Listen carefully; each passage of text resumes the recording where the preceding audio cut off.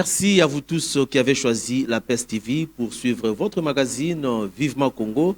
Boyebi Vivement Congo ezaka oyo tulebelaraka mboka na biso makambo ezoleka na Congo. Toyaka te poto sala jalelo ya bato, toyaka te poto créer ba polémique, mais toyaka kolobela oyo etali Congo parce que si ko fandi tango 8 ans na ya kota la PES TV ya kota la programme na biso oyo ya Vivement Congo, c'est-à-dire ozali pe kolinga koyoka ba oyo toyambi na plateau na ba analyse na bango par rapport à la réalité tozali ko vivre na mboka na biso. Et pour aujourd'hui, nazwi lisusu esengo makasi ya koyamba ndeko na ngai moko oyo azali mwana mboka Zakari Ekila, azali bongo coordonnateur national ya mouvement 4C. Yende tokolobela na e sujet na biso ya lelo oyo ezali axé sur Congo, Congolais, tozo kende ti wapi. Voilà, les autres sont un peu Congo, Congolais, tous qui sont wapi. Tu es banano Nicolo Oyo toza ko vivre na kati mboka na biso. On a passé des moments ya guerre, des moments d'agression, tout le monde ba diplomatie za ko jouer de sorte que ba meka ko apaiser ba tension za kota est. Mais est-ce que biso ba Congolais ce qu'on a kati mboka social na biso ezali ndenge nini? Là c'était une paire de manches. Mais pour l'instant, train de vie à Congolais est commun à niveau nini. Voilà pourquoi na pesima lobepa ndeko na ngai Zakari Ekila d'abord boye malamu na Vivement Congo bien que olimwa biso mangonga. Merci encore une fois papa Mzadi Charles. Nali moite oyebi nalinga so bino ba journaliste était. Honnêtement parlant parce que ba journaliste bozali bato yo bosimbaka flambeau topé lumière oyo ko guider nation. Malheureusement, binonio soboroma oyena nzala na TV.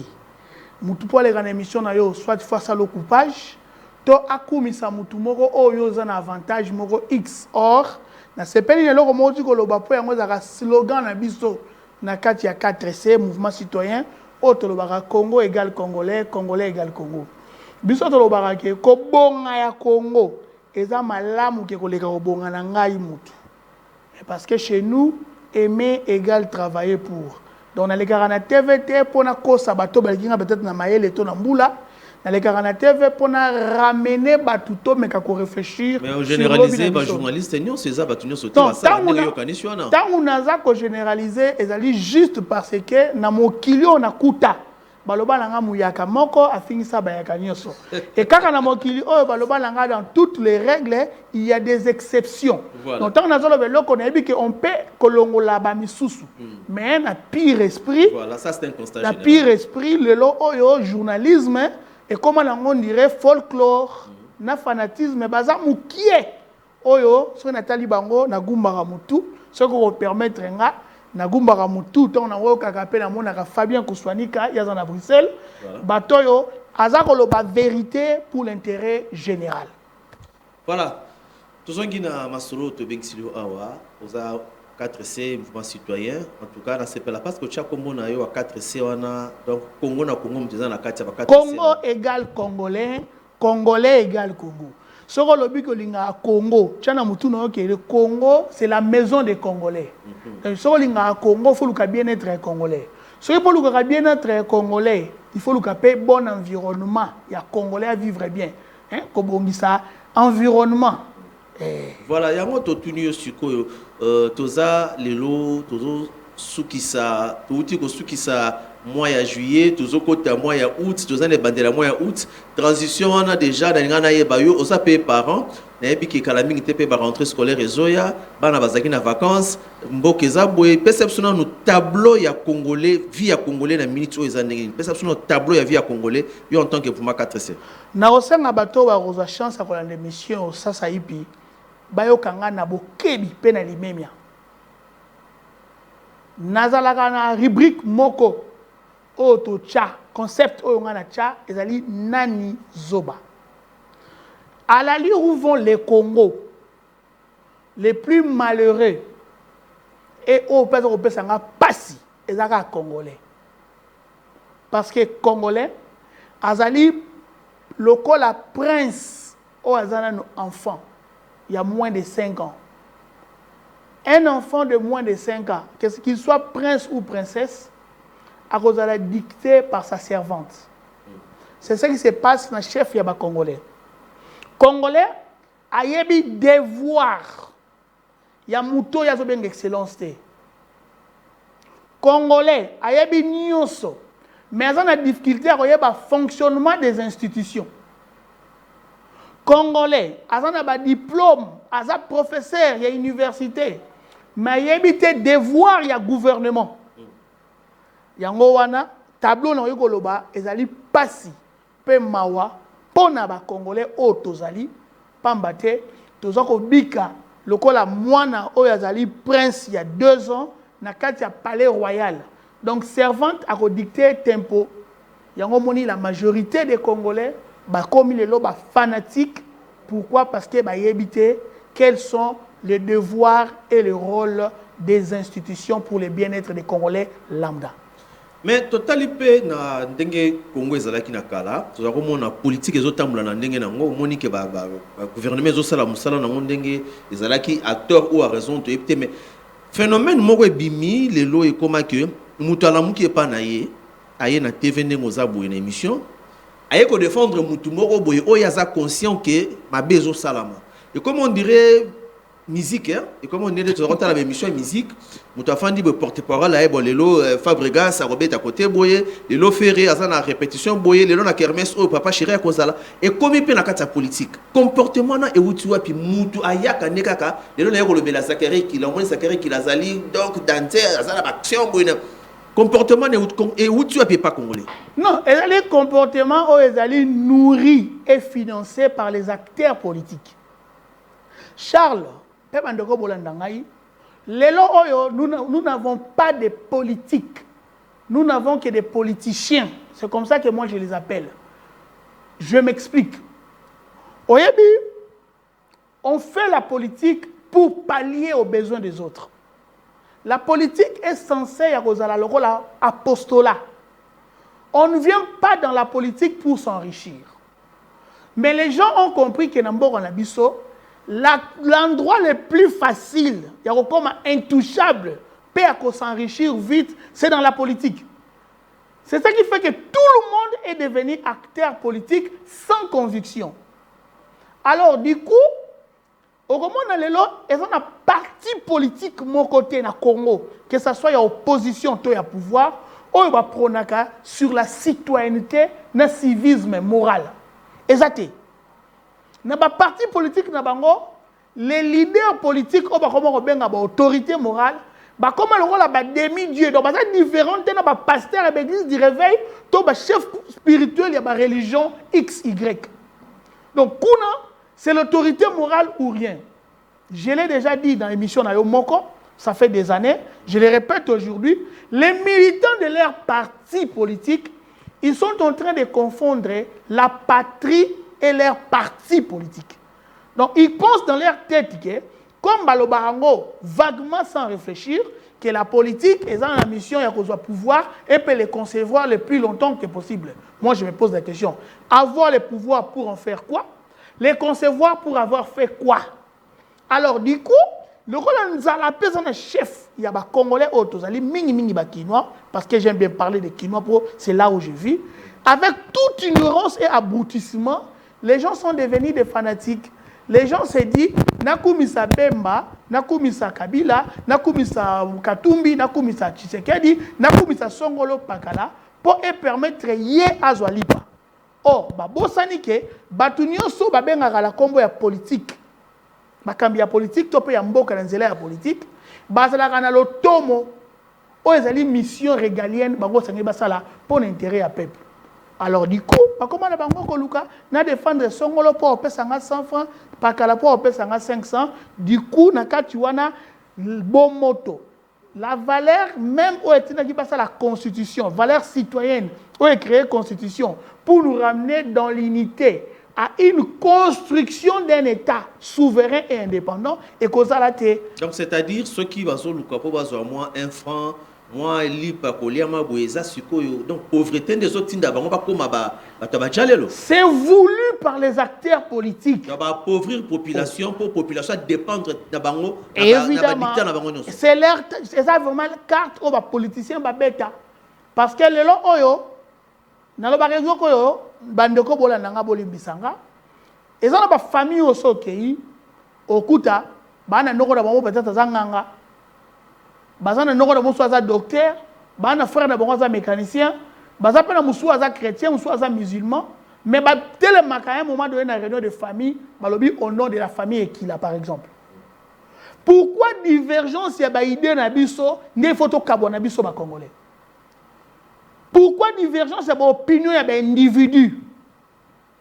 Ne faut biso ba congolais lambda tout comme abinemi. Awana za yesu a péché avis contraire aza ennemi de la République. Pourquoi? Le sort telemeli idée mutumo ko ennemi de la République. Owana kuta za opposant zo luka po azo moi poster boina bo donc ba divergence wana de lieu comme une manière ya ko kabola penda Congo bien. Mais c'est ce que les acteurs politiques font. Ils ont juste empêché l'homme congolais de bien réfléchir, c'est tout. Libu Munzala, ezala matoite. Okana le rwanda de. Parce que Betty Solo ya Libumunza les arnamato était ventre affamé na point d'oreille en français de Balobarango. Au tu ko ça la tournée na Katia République, nga qui na évoqué PK Oyo perception na moi analyse na yo. Biso tozaki kolia bien akala. Dans le bibiso c'est-à-dire la génération na biso akala. Moi kolia ezalaki tu eba ki moi bilongo kolia ezalaki. Te bolenge na biso. Bolenge na biso. Merci. Tu ebi que moi loso bumbe zaki kolia uti Équateur tu to lia ngo moi boye na boye moi café utaka boye moi biloko utaka lelo oyoyo madesu e utaka libanda. Litungulu e utaka libanda. Mbisi ezo utaka libanda nazui kaka pa nazui ka province lokolo ya Congo central nazui Mwanda nazui Boma nazui Matadi Mbanza Ngungu na koti kota bandundu nazui ba Mongata nazui ba mboka nyonso ba bagata nyonso wana. Comment Congolais les lois en nzala makasi alors que tu as na terre arabe, tu as ba mai, tu as biloko no soko sa bilanga. OK côté Mbujimayi, côté ya Lubumbashi, masango ebunga kaka, fo masango euta Zambie. Fo euta Libanda ya kokota. Eza nini? Mais quand peut repéter total sa biso, mais quand peut repéter sa analyse wana, eza nini? Oyebi ndeko Charles. Ngai nazolo bana we loko yo, soki mutu aza na bongo o ezali ya polele a contredire ngati. A sangana nanga ipoto manuela lisusu mailongo. Oyebi passion toi nango lelo na Congo ezali parce que baï politique donc bato ba ko kamba ba ministre premier ministre ministre les membres du gouvernement ba DG ba entreprise ba DG ainsi de suite baza na bango na politique de gestion té parce que gouverner c'est prévoir. Baza ko nommé bango mingi mingi na ba relation familiale, religieuse, ainsi de suite. Donc ça qui veut dire aye wana mission na ye ezali à s'enrichir. Aza ko poser même pas ba base. Oye ko permettre ye atika topé asala elembo parce que balobaka loko moko na lopoto les hommes passent, les institutions restent. Maintenant, aujourd'hui, tu as mis toute la question à Congo.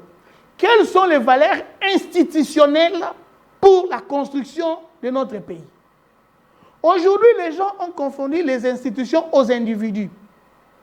À tel point que, ce que vous avez dit, ministre intérieur, les gens ne cherchent pas à savoir quels sont ses prérogatives. Lui, il devient directement intouchable.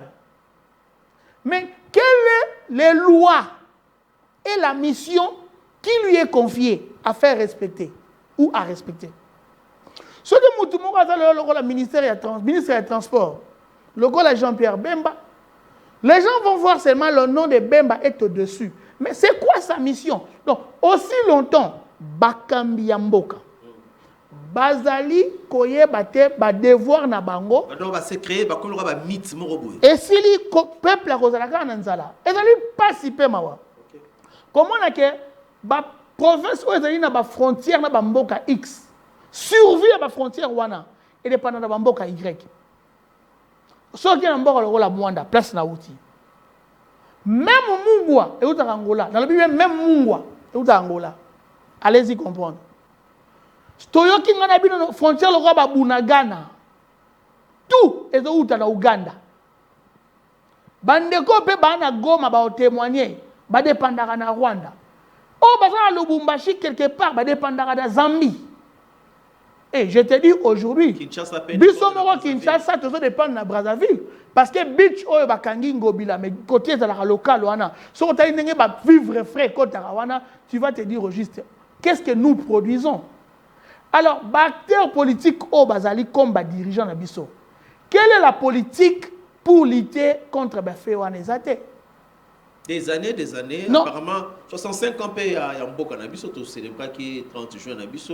Est-ce que vraiment, vu au Congolais, ils ont mené, ils ont mérité, est-ce qu'ils ont correspondre à 65 ans vraiment? Mais est-ce que tu rappeler d'abord aux Congolais que la Belgique comme nation ou royaume est colonisée Congo pendant 80 ans?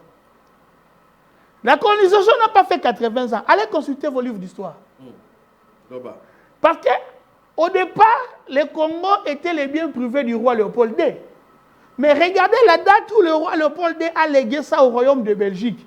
Ça n'a pas fait 80 ans. Mais nous, on a atteint plus que l'âge de la colonisation. Mais on n'a toujours pas la maturité. Nous sommes dans un pays où les gens oublient que le même cause ne peut produire que les mêmes effets. Dans le bagayango, on peut répéter en lelo. Bamoboutiste à leur époque. Bazao quand c'est que bien-être ya bana bango faut pas na poto batanga na poto. Batinda ebele na poto, soit disant batanga. Lelo baza puis lelo. Na sima ya présent Félix Tshisekedi baluka bisala. Lelo pe bazo gérer ba continuer na kata ya gestion mboka. Bazo commettre même bêtise. Bako boma na mboka na biso. Po ba kende ko somba banda ku to pe ko investir ailleurs. Bazo quand ça na bongo na bango ke bana bango ba kozwa bolamu ga akuna. Mais bah, éviter que les mêmes causes ne peut produire que les mêmes effets. On est mieux que chez soi. Le problème, c'est l'homme congolais ou bien ce sont les institutions congolaises? Les deux. Je m'explique. L'homme congolais, aujourd'hui, il est capable de nyoso, sauf à bien réfléchir. Dans cette émission, on a eu Batuna Congo, la majorité des Congolais, tous ça sont des Congolais, Congolais tel que l'on yo. Tout le monde est Congolais avec tendance. Oh, Congolais, mais pro-Mbosso. Oh, Congolais, mais pro-Boudimbo. Oh, Congolais, mais pro-Fachi. Oh, Congolais, Katumbi. Oh, Congolais, Nanga. Moussoupa, ça va religieux. Oh, Congolais, catholique. Oh, Congolais, pentecôtiste. Les Congolais, selon l'esprit, il y a constitution. Congolais, Philadelphie. Congolais, Philadelphie, le bazar. Nous manquons les Congolais. Oyo, bazar qu'on jurait pour le bien-être de tous les Congolais. Parce que moi, nous, n'a qu'à tresser que le bagayango, Congo, alors la maman. Oyo, aboti bino bana boa 26.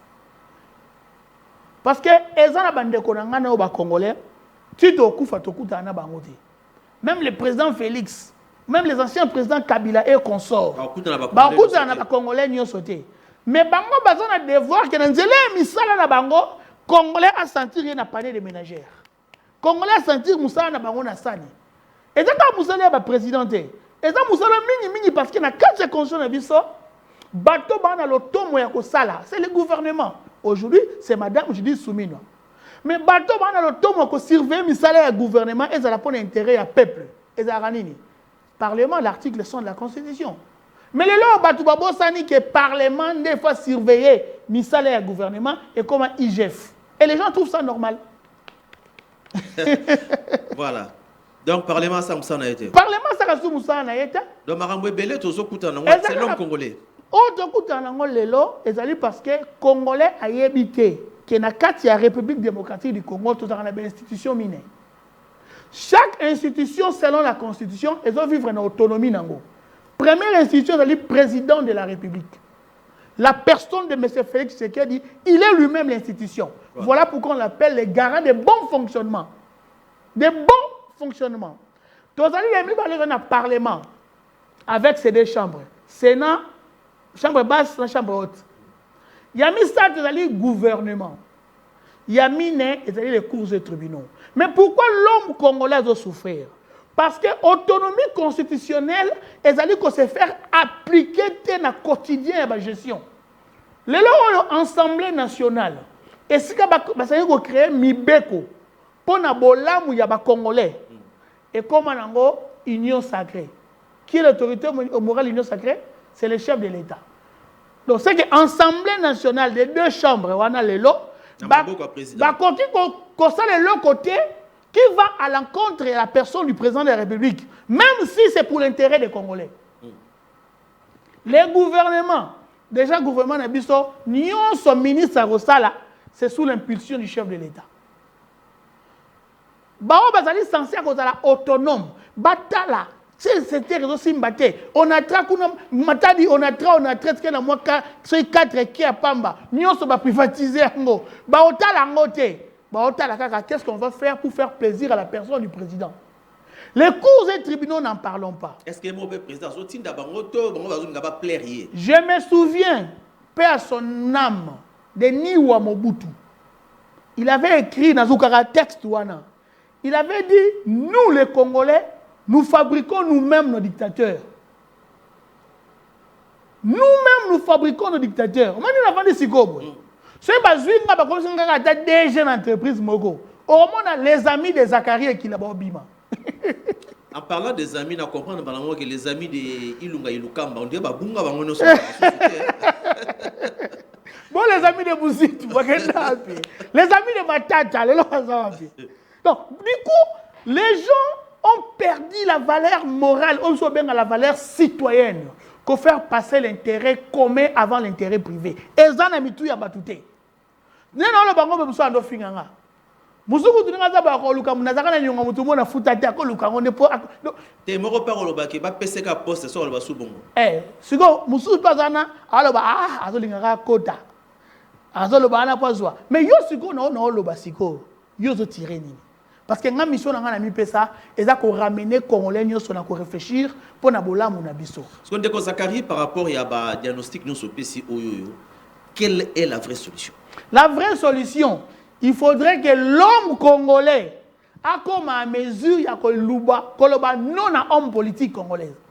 Na mécanisme ni. Na mécanisme ni ba sali ba campagne na bango boya ko yamba bango boyete.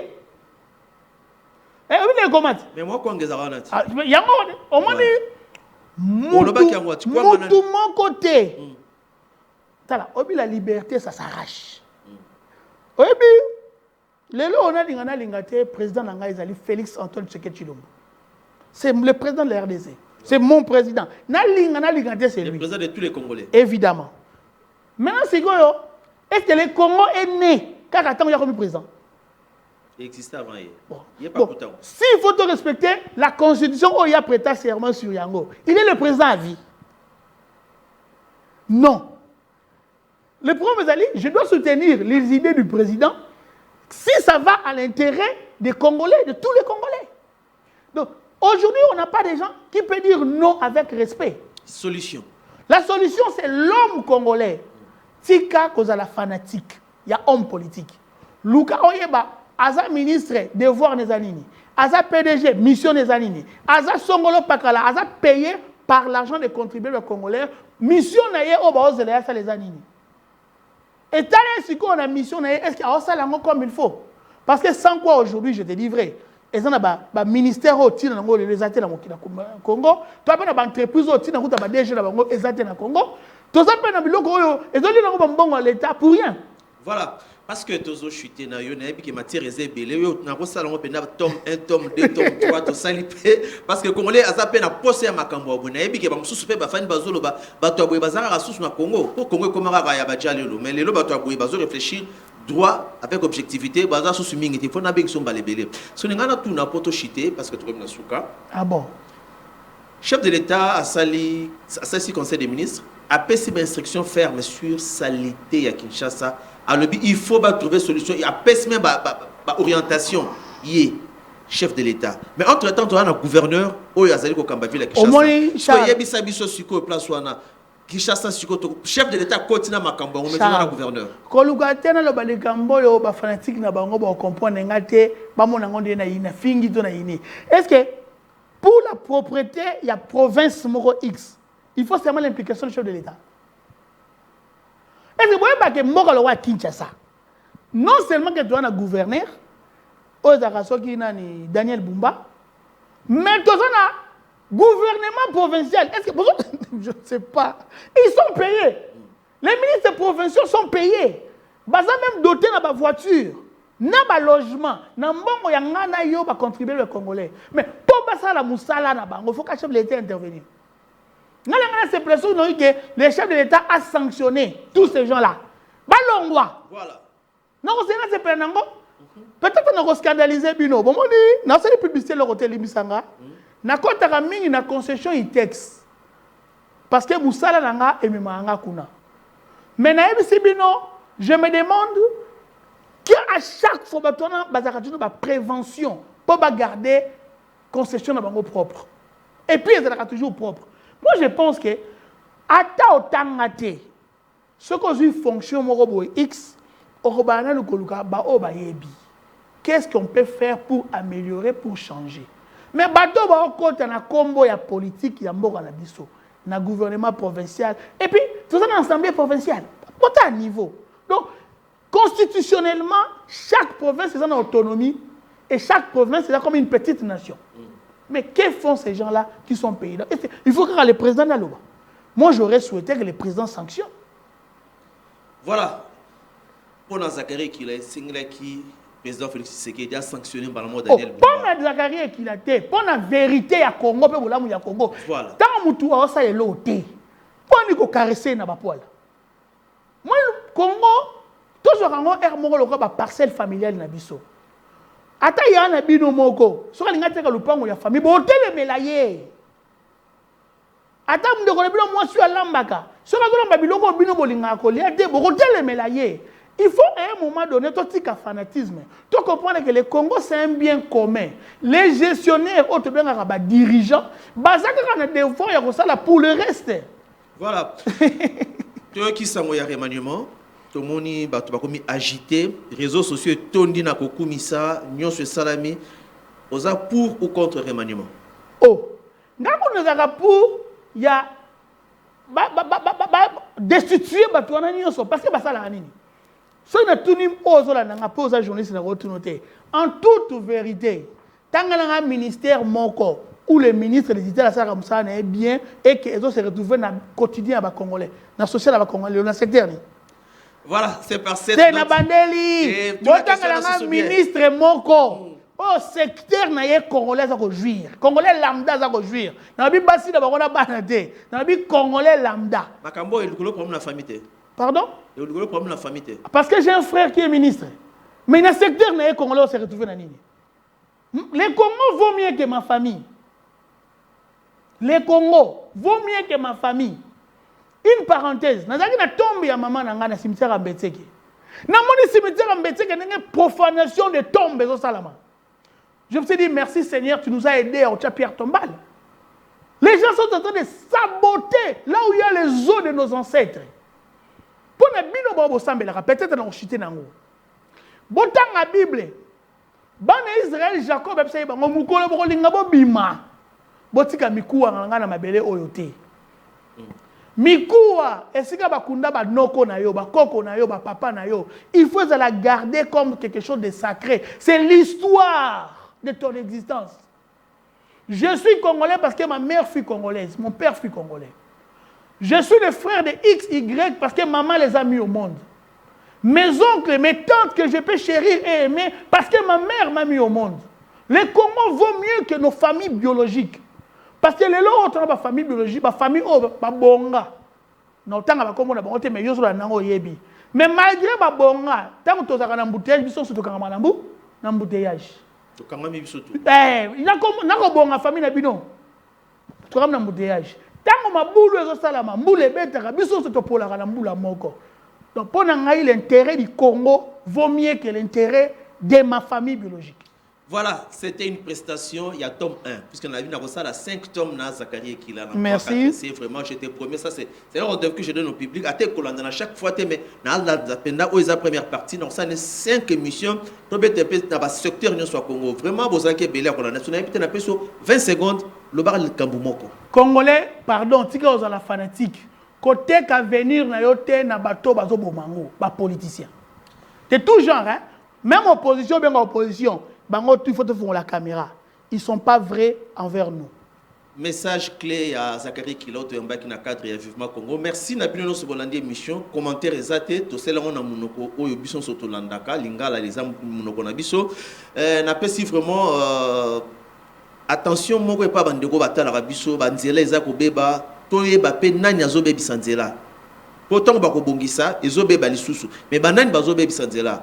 Vraiment, Mbote Belé pa ndeko na biso Olivier Ziata Anedou kuna na office de route topesi pe mbote pa ya bandeko nyonso balandaka biso o balingaka PES TV o balingaka Charles Moussadi o balingaka Zakari Bon ndeko Feli Gonda. Opese mbote te. Mais nazo yebisa oyo balingaka 4C lokola ndeko Feli Gonda. Wazali ko accompagner biso chaque jour. Voilà, en tout cas, JC Mavouba et Dr Junior Bemba, merci à vous pour avoir réalisé cette émission. Le rendez-vous est pris dans tome 2 toujours avec Zakari Kila, tout le Bamarbitali Congo. Vivement Corona 4C on dirait Zali Balamoko. Merci. Au revoir.